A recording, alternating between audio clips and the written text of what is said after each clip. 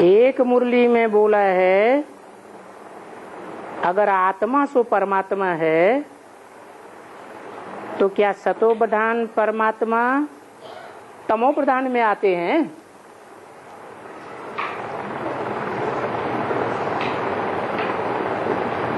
मुरली में बोला है,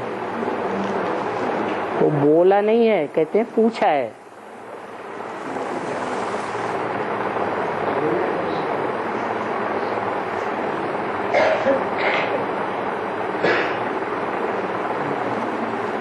उस मुरली में भी दिया नहीं है जवाब, तो स्पष्ट करिए। अब परमात्मा आता है या परम पिता आता है?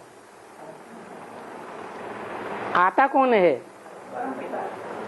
परम पिता आता है जिसका कोई पिता नहीं। और किसमें आता है? परम पार्टधारी, हीरो पार्टधारी परम आत्मा में आता है।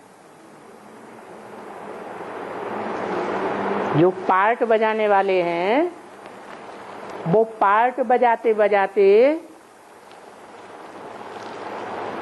युग युगांतर में, जन्म जन्मांतर में पार्ट बजाते बजाते, सुख दुख भोगते भोगते तमो प्रधान बनेंगे या नहीं बनेंगे? तमो प्रधान बनेंगे। उन तमो प्रधान को सतो प्रधान बनाने के लिए परम पिता आते हैं। और किस में आते हैं? उसी में आते हैं जो हर युग में टॉप मोस्ट पार्ट बजाता है।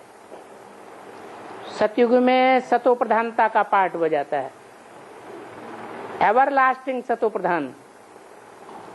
त्रेता में सतो सामान्य पार्ट बजाता है, एवर लास्टिंग सतो प्रधान, सतो सामान्य।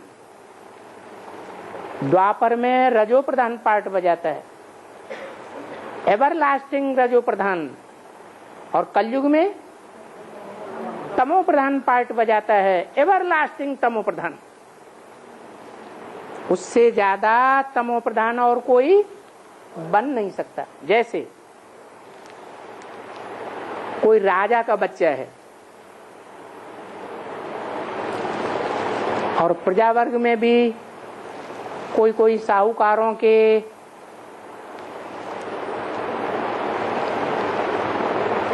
बड़े बड़े औहदेदारों के बच्चे हैं,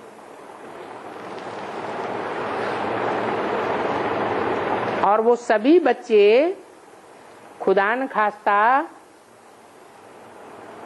कोई ऐसे ग्रुप के संग में आ जाते हैं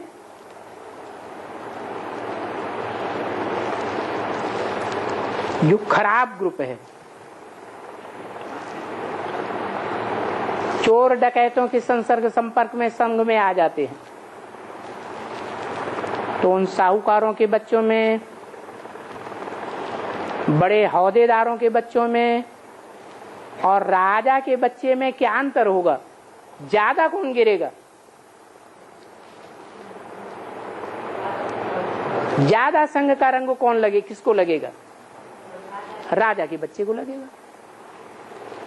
और यहां तो राजा का बच्चा भी नहीं है जिसे हीरो पार्टधारी कहा जाता है।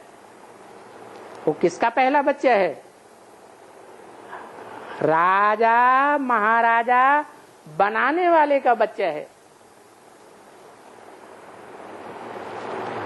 तो ज्यादा नीचे कौन गिरेगा? है वो ही गिरेगा। तो जो सबसे जास्ती नीचे गिरता है, सबसे जास्ती तमो प्रधान बनता है, उसी में परम पिता प्रवेश करते हैं। कौन प्रवेश करते हैं?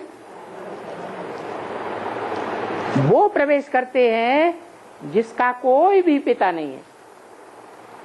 वो सब आत्माओं का पिता है, लेकिन उसका पिता कोई भी नहीं है। किसमें प्रवेश करता है?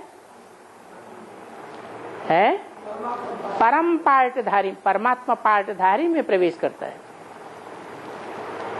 तब ही पता चलता है कि परम पिता कौन है और परमात्मा कौन है। और